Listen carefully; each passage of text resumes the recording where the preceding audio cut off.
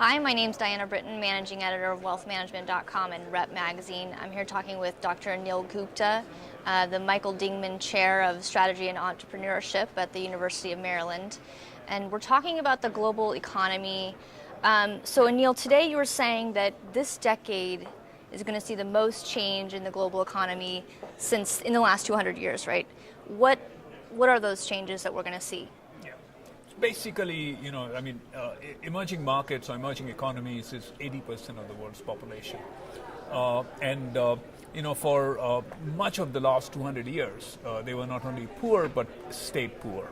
But what has started to happen over the, at least since about 1980, is that emerging economies, the political leadership, that they have started to embrace entrepreneurship, they've started to embrace capitalism, and started to embrace global integration. And so what that has done is that the poverty of emerging economies has become competitive advantage. They have access to technology, access to capital, access to markets. And so now emerging economies have been growing at about 3 to 4 times the pace of the developed economies. In 1980, 1990, they were still quite small. 2010, they were actually a third of global GDP.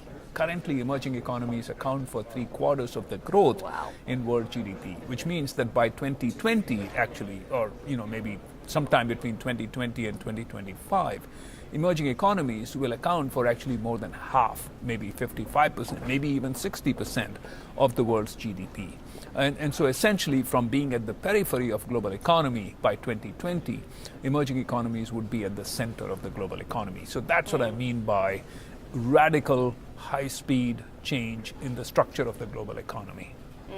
And so by emerging economies, you're talking China, India, Brazil. Yes. So by emerging economies, actually, essentially, emerging economies is any economy that, according to the World Bank, falls in the low or middle income category.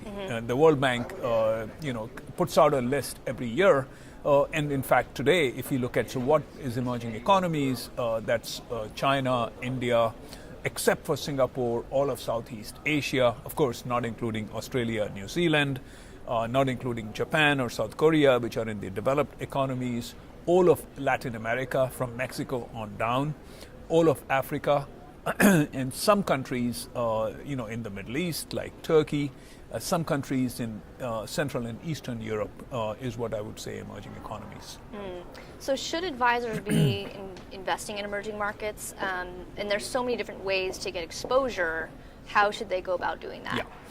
So basically, I would say is that emerging economies is, it's 80% of the world's population, and something like 170 to 180 of the world's 200 countries. And so emerging economies is a very diverse lot. And so the question about, should I invest in emerging economies is really sort of a little bit like, should I invest in technology companies, pre-IPO, privately held technology companies in Silicon Valley? And of course, broadly speaking, the answer has to be yes, but that by itself is not a good answer because just like in technology ventures in Silicon Valley, you have the Facebooks and you also have, kind of companies that go belly up in a year. That similarly in emerging economies, there is massive divergence. There's huge divergence in terms of how well the countries are run, how the countries are growing.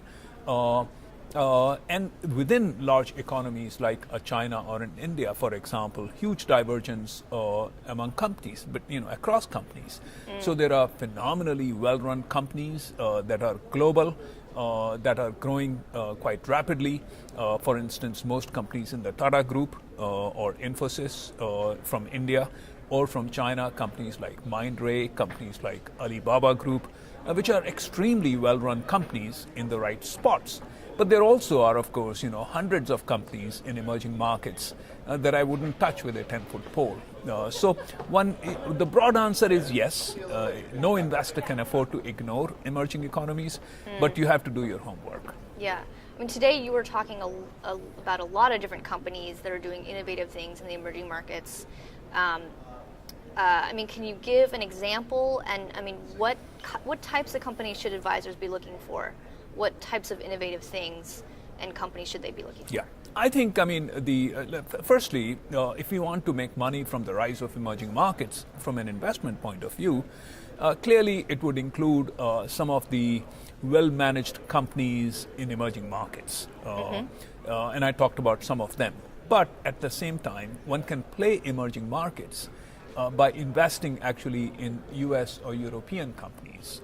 What one would have to do is pick US or European companies that have massive exposure to emerging markets and that are in leading positions in their industries in emerging markets. I mean, for example, look at Yum Brands. So I mean, Yum Brands gets now a bigger chunk of its revenue and profits from China than it does from the US.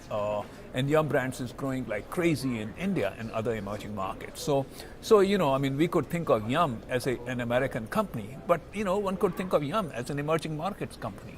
Yeah. Other companies like that are Coca-Cola, Procter and Gamble, or in B2B spaces, companies like Siemens, companies like Schneider Electric, and so on. But at the same time, let's think of it from a very different point of view. If you look at developed economies like US and so on, etc., don't have a shortage of water. Emerging economies, on the other hand, have 80% of the world's population. And most emerging economies, including China and India, not including Brazil, but definitely China and India, have a huge shortage of water. And so there's a whole bunch of companies in Wisconsin that are at the leading edge globally in terms of technologies around water, about water desalination, about water filtration, and so on. And so you can say, oh, those are American companies, but wait a second, bulk of the opportunity for these companies is coming because of emerging markets.